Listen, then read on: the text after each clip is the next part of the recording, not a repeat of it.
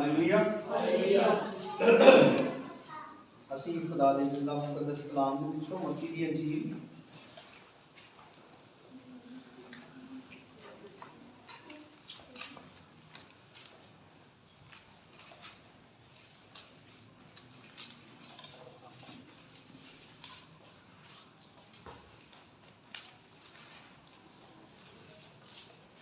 ਉਹਦਾ 5ਵਾਂ ਬਾਬ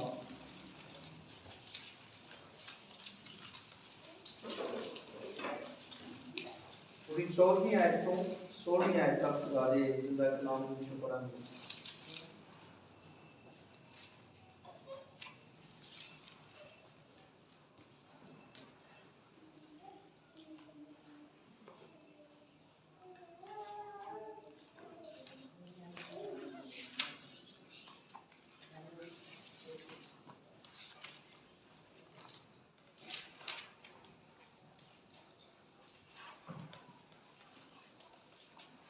देखिए सारे मत्ती दी अंजील दा 5वां बाब ओदी 14वीं आयत तो 16वीं आयत तक खुदा दे जिंदा मुकद्दस कलाम में पढ़ांगे। खुदा ने मुकद्दस कलाम किस तरह लिखा है?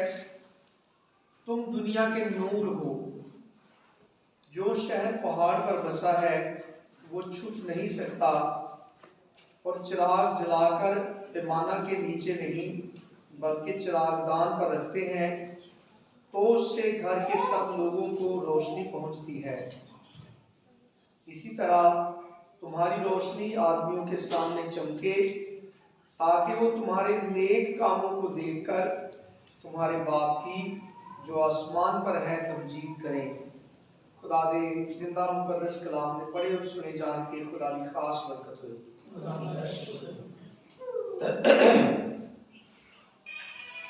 मेरे अज़ीज़ों, खुदा का शुक्र और खुदा की तारीफ है। खुदा की तमाम मेहरबानियां ली, मोहब्बत ली, प्यार ली, और बिलखसूस खुदा की इस शफकत मेहरबानी ली कि यूहन्ना दी अंजील दे तीसरे बाब की जी 16वीं आयत बड़ी मशहूर आयत है कि खुदा ने दुनिया से ऐसी मोहब्बत रखी कि उसने अपना इकलौता बेटा बख्श दिया, ताकि जो कोई उस पर ईमान लाए हलाक ना हो बल्कि हमेशा की जिंदगी पाए। खुदा की इस मेहरबानी ली कि खुदा ने इस दुनिया की निजात ली अपना इकलौता बेटा बख्श दिता, यानी दे दिता, और इस वास्ते दे दिता ताकि वह साडे गुनाहों के बदले मारिया जाए। साडे गुनाहों के खातर यीशु मसीह ने मौत नूं अपने उत्ते लिया, और इस सारा कुछ यीशु मसीह ने इसलिए बर्दाश्त किया। यीशु मसीह ने सारिया तकलीफां इसलिए अपनी जिंदगी के उत्ते बर्दाश्त कीतियां ताकि साडियां जिंदगियां नूं बदल सके, सानू गुनाह के कब्जे तो आज़ाद कर सके। और खुदा के कलाम च लिखा है कि तुम पहले तारीकी थे। इफिसियों के खत च लिखा है तुम पहले तारीकी थे मगर अब खुदावंद में नूर हो। मगर अब खुदावंद में नूर हो तो मुराद ये कि खुदावंद च आउण दे बायस इंसान की जिंदगी दे विच ये मौजूदा होता है कि खुदा की कुदरत उसकी जिंदगी च ज़ाहिर होती है कि खुदा उसकी जिंदगी नूं, उसके हालात नूं, उसकी खुदा हकीकत नूं बदल देता है। क्योंकि लिखा है कि तुम पहले तारीकी थे, यानी असी बाइबल मुकद्दस के मुताबिक ये ईमान रख सकते हैं कि जिस तरह लिखा है कि तुम पहले तारीकी थे मगर अब खुदा में नूर हो, वो बायस असी इस गल पे ईमान रख सकते हैं कि खुदा जिहड़ी चीज़ की असल शक्ल है, मतलब बेशक बिगड़ी है लेकिन है तो दी हकीकत है ना, यानी गुनाह, बदकिस्मती, बदबख्ती और हर तरह की लानत ते फटकार ये साडी जिंदगियां का मुकद्दर सी। साडे गुनाह दे बायस, गुनाह के गलबे च रहन दे बायस और गुनाह के महकूम होने के बायस साडी जिंदगियां की हकीकत सिर्फ और सिर्फ बदबख्ती और हर तरह की बुरी हालत सी, लेकिन खुदावंद यीशु मसीह इसलिए आया ताकि वो साडी जिंदगियां दे विचों हर तरह की तारीकी दे कमां नूं, अबलीस ते गुनाह दे कब्जे नूं खत्म करे और अपने जलाल वास्ते साडी जिंदगियां नूं नवे तौर ते तैयार कर दे, सानूं एक नवा इंसान बना दे, जिहदे बारे च यीशु मसीह ने कहा कि तुम दुनिया का नूर हो। और यह हुंदा यीशु मसीह की कुर्बानी दे नाल, और जिहड़ी यीशु मसीह ने खुशखबरी सुनाई है, जिहड़ा पैगाम यीशु मसीह लैके आया है, उस खुशखबरी नूं मन लैण दे नाल ते उहनूं अपनी जिंदगियां दे अंदर अपना लैण दे नाल ये तब्दीली होंदी है कि जिहड़ी चीज़ पहलों तारीकी सी, अंधेरा सी, यीशु मसीह दे उत्ते ईमान लियाउण दे नाल, उहदे हुकमां ते अमल करन दे नाल ओही जिंदगी वो चीज़ बिल्कुल ओपोजिट रुख दे उत्ते चली जाती है, ਉਹਦਾ बिल्कुल ही मुतबादल जिहड़ा है वो चेहरा सामने आ जाता है। यानी जिहड़ी चीज़ पहलों तारीकी सी वो बाद विच नूर बन जाती है। और यीशु मसीह को कबूल करना कोई शक नहीं कि बड़ा मुश्किल है, क्योंकि जो असीं यूहन्ना दी इंजील पढ़ने ना, यूहन्ना दी इंजील उसका पहला बाब, जरा इस हवाले से भी याद रखियो।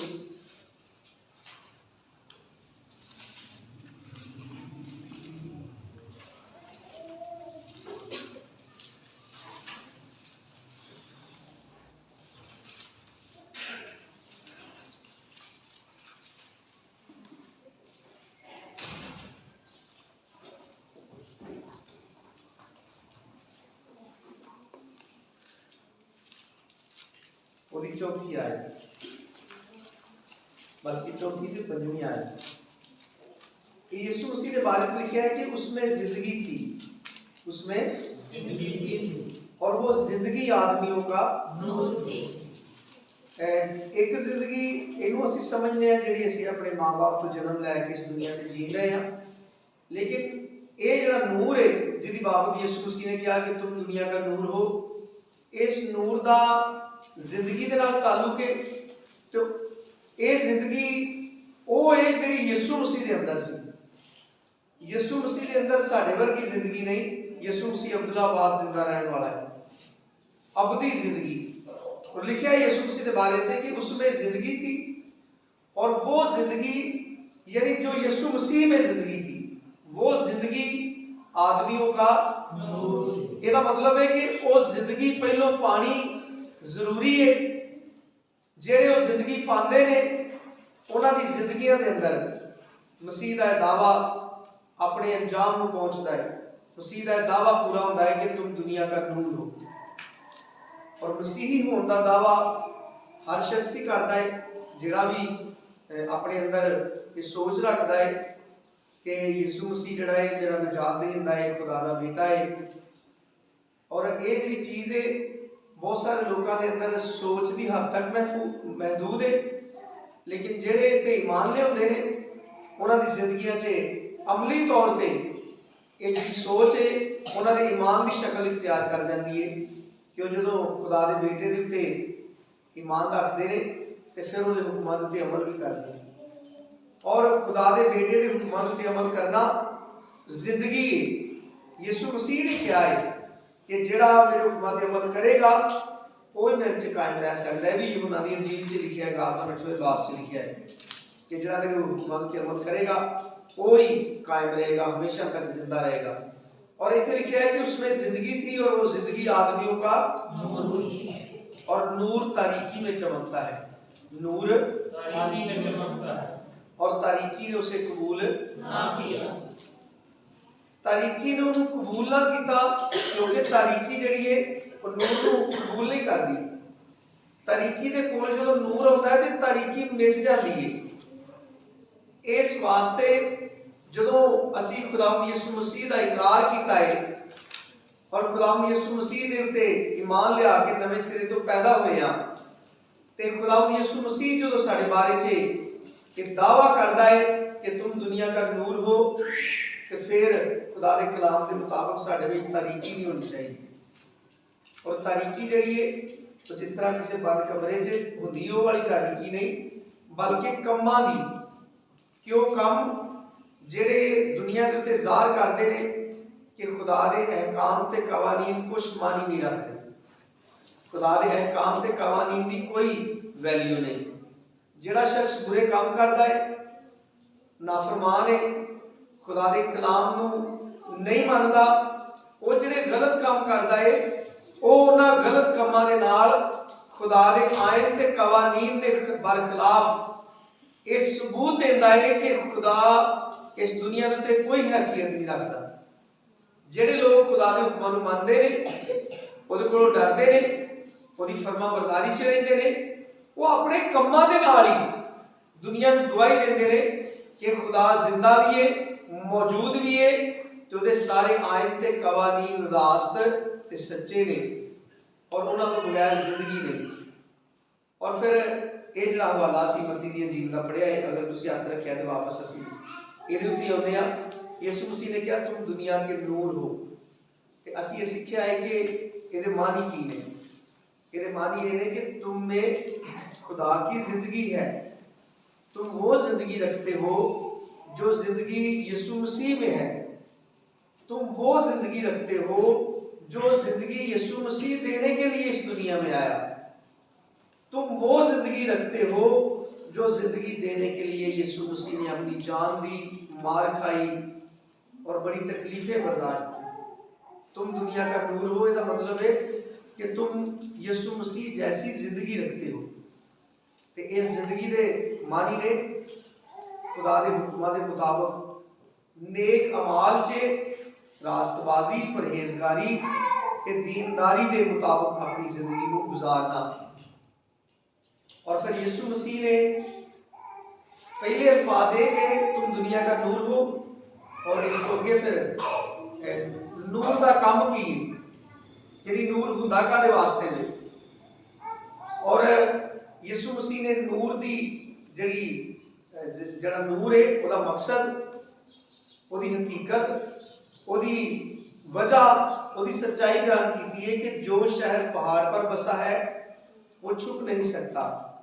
पहाड़ पर बसा है तो मुराद ये भी होता है कि जिहड़ी चीज़ कोई चीज़ किसी उच्ची जगह पर पई है उन्होंने असीं कह सकते हैं कि वो गवाच गई, लुकदी नज़र नहीं आती। मतलब जिहड़ी सड़क के उत्ते लाइट लगी हुई है, टावर के उत्ते स्ट्रीट लाइट जिहड़ी लगी हुई खंभे के उत्ते, वो कभी लभनी पैंदी है कि कित्थे ਉਹਦਾ पता होंदा ना, वो अय्या बल्ब लगे ने कभी लभने पैंदे ने कि बल्ब कित्थे रखे ने। ਜਿਹੜੀਆਂ ਚੀਜ਼ਾਂ ਕਿਸੇ ਚੀਜ਼ ਦੇ ਅੰਦਰ ਹੁੰਦੀਆਂ ਨੇ ਯਾਨੀ ਕਿਸੇ ਚੀਜ਼ ਦੇ ਥੱਲੇ ਪਈਆਂ ਹੁੰਦੀਆਂ ਨੇ ਉਹ ਛੁਪਦੀਆਂ ਨੇ।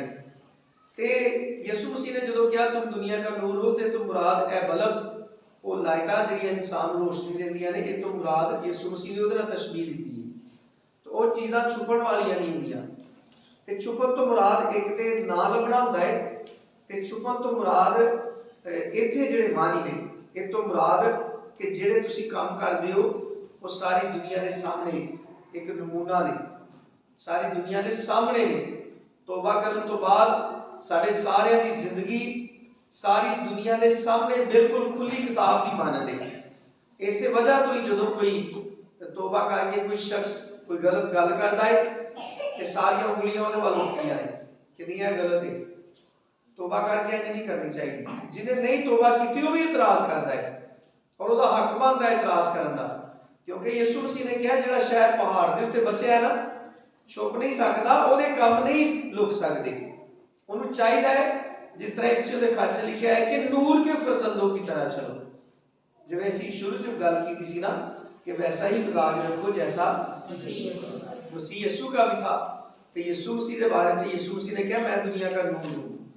तो यीशु मसीह ने जो कुछ भी इस दुनिया में किया वो कोई भी चीज़ काबिल एतराज़ या सजा के लायक नहीं सी, बल्कि यीशु मसीह की सारी जिंदगी का निचोड़ यूहन्ना ने खत लिखा है कि उसकी जात में गुनाह नहीं, उसकी जात में गुनाह नहीं। तो यीशु मसीह ने कहा जो शहर पहाड़ पर बसा है वो छुप नहीं सकता, और चिराग जलाकर पैमाना के नीचे नहीं, तो मुराद नीचे नहीं रखते बल्कि चिराग दान पर रखते हैं। तौबा करके तुसी अपनी जिंदगियां नूं ਸਾਰੀ ਦੁਨੀਆ ਦੇ ਸਾਹਮਣੇ ਨਮੂਨੇ ਦੇ ਤੌਰ ਤੇ ਰੱਖਿਆ ਹੈ। ਸੋਚੋ, ਇਸ ਚੀਜ਼ ਦਾ ਖਿਆਲ ਕਰੋ ਕਿ ਸਾਡੇ ਕੰਮਾਂ ਤੋਂ ਦੁਨੀਆ ਨੂੰ ਰੋਸ਼ਨੀ ਮਿਲਣ ਰਹੀ ਹੈ, ਨਜਾਤ ਦੀ ਰੋਸ਼ਨੀ ਮਿਲਣ ਰਹੀ ਹੈ। ਸਾਡੇ ਕਿਸੇ ਕੰਮ ਤੋਂ ਕਿਸੇ ਨੂੰ ਠੋਕਰ ਤੇ ਨਹੀਂ ਲੱਗਦੀ। ਤੋਬਾ ਕਰਨ ਤੋਂ ਬਾਅਦ ਵੀ ਸਾਡੇ ਕੋਈ ਕੰਮ ਤਾਰੀਕੀ ਦੇ ਤੇ ਨਹੀਂ, ਅਸੀਂ ਚਿਰਾਗਦਾਨ ਦੇ ਉੱਤੇ ਰੱਖੇ ਆ, ਸਾਡੇ ਵਿੱਚੋਂ ਰੋਸ਼ਨੀ ਨਿਕਲ ਰਹੀ ਹੈ ਜਾਂ ਅਸੀਂ ਤਾਰੀਕੀ ਫੈਲਾਉਣ ਦਾ ਸਬਬ ਬਣ ਰਹੇ ਹਾਂ।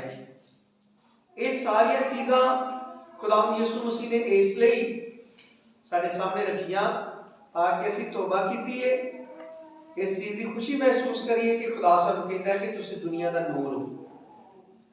ਔਰ ਇਹ ਕਹਿਣ ਤੋਂ ਮੁਰਾਦ ਇਹ ਵੇ ਕਿ ਖੁਦਾ ਚਾਹੁੰਦਾ ਹੈ ਕਿ ਤੁਹਾਡੇ ਵਸੀਲੇ ਨਾਲ ਦੁਨੀਆ ਤੇ ਖੁਦਾ ਦੀ ਰੋਸ਼ਨੀ ਫੈਲੇ। ਜਦੋਂ ਸਾਡੇ ਕੰਮਾਂ ਤੋਂ, ਸਾਡੀਆਂ ਗੱਲਾਂ ਤੋਂ, ਸਾਡੇ ਰਵੱਈਆਂ ਤੋਂ, ਗੁਨਾਹ ਨੂੰ, ਗਲਤ ਰਵਾਇਤ ਨੂੰ, ਗਲਤ ਅਕੀਦਿਆਂ ਨੂੰ ਜ਼ੋਰ ਮਿਲਦਾ ਹੈ, ਸਪੋਰਟ ਮਿਲਦੀ ਹੈ, ਮਦਦ ਮਿਲਦੀ ਹੈ ਉਹਨਾਂ ਨੂੰ ਵਧਾਉਣ 'ਚ, ਤੇ ਫਿਰ ਅਸੀਂ ਨੂਰ ਦਾ ਕੰਮ ਨਹੀਂ ਕਰ ਰਹੇ, ਫਿਰ ਅਸੀਂ ਤਾਰੀਕੀ ਫੈਲਾਉਣ ਦਾ ਕੰਮ ਕਰ ਰਹੇ ਹਾਂ। ਲੇਕਿਨ ਯਿਸੂ ਮਸੀਹ ਨੇ ਡਿਮਾਂਡ ਕੀਤੀ ਹੈ ਕਿ ਜਿਸ ਤਰ੍ਹਾਂ ਚਿਰਾਗ ਬਾਲ ਕੇ ਰੱਖੀਦਾ ਨਾ ਤੇ ਸਾਰਿਆਂ ਨੂੰ ਰਾਹ ਵਿਖਾਉਂਦਾ ਹੈ, ਉਹਦੇ ਨਾਲ ਸਾਰਿਆਂ ਨੂੰ ਰਸਤਾ ਨਜ਼ਰ ਆਉਂਦਾ ਹੈ ਤਾਂ ਕਿ ਕੋਈ ਠੋਕਰ ਨਾ ਖਾਏ। ਯਿਸੂ मसीह ने साढ़े सामने सारी जिंदगी का मकसद रखा है कि इसी तरह तुम्हारी रोशनी आदमियों के सामने चमके ताकि लोग तुम्हारे नेक कामों को देखकर, नेक इसलिए लिख दिता है, खाली काम में इसलिए नहीं लिखा ताकि ਅਸੀਂ ਆਪਣੇ ਸਾਰੇ ਕੰਮਾਂ ਨੂੰ ਬਗੈਰ ਜਾਂਚਣ ਤੋਂ ਸਰਟੀਫਿਕੇਟ ਨਾ ਦੇ ਦਈਏ ਕਿ ਸਾਡੇ ਸਾਰੇ ਕੰਮ ਸਹੀ ਨੇ, ਬਲਕਿ ਆਪਣੇ ਕੰਮਾਂ ਨੂੰ ਨੇਕੀ ਤੇ ਰਾਸਤਬਾਜ਼ੀ ਦੀ ਜਿਹੜੀ ਕਸੌਟੀ ਹੈ, ਜਿਹੜਾ ਕਿ ਮੁਕੱਦਸ ਕਲਾਮ ਹੈ, ਆਪਣੇ ਸਾਰੇ ਕੰਮਾਂ ਨੂੰ ਇਸ ਮੁਕੱਦਸ ਕਲਾਮ ਦੀ ਕਸੌਟੀ ਤੇ ਜਾਂਚਦੇ ਰਹੀਏ ताकि अगर कोई साडा काम सही नहीं तो ਅਸੀਂ ਉਹਨੂੰ ਛੱਡ ਦਈਏ, अगर वो ठीक होने वाला है तो ਉਹਨੂੰ ठीक तरीके ਨਾਲ करना शुरू कर दईए, तो फिर साडी जिंदगियां तो आसमानी बाप को इज्जत ते जलाल मिलेगा। फिर लोकी यीशु मसीह ने कहा है कि तुहाडे नेक कामां नूं वेख के ते तुहाडे आसमानी बाप की तमजीद करनगे कि वो कैसे कैसे काम कर सकता है, कि उन्हें देखो तारीकी नूं नूर च बदल दिता है। ऐ शख्स जिहड़ा शराबनोशी करदा सी, लालची सी, जनाकार सी, झूठा सी, फरेबी सी, देखो किस तरह बिल्कुल ही इहदी जिंदगी जो है सारी खराबियां खत्म हो गई।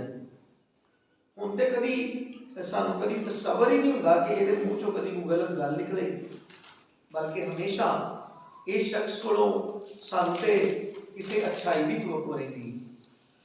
ते जदों साडी जिंदगियां तो दूसरे इंसानां नूं तवक्को पैदा होएगी कि साडे कोल उन्हां नूं कोई नेकी भी मिलेगी, साडी जिंदगी च उन्हां नूं कोई अच्छा ही नमूना मिलेगा, ਇਹਦੇ ਬਾਇਸ ਖੁਦਾ ਦੇ ਨਾਮ ਨੂੰ ਇੱਜ਼ਤ ਤੇ ਜਲਾਲ ਮਿਲੇਗਾ।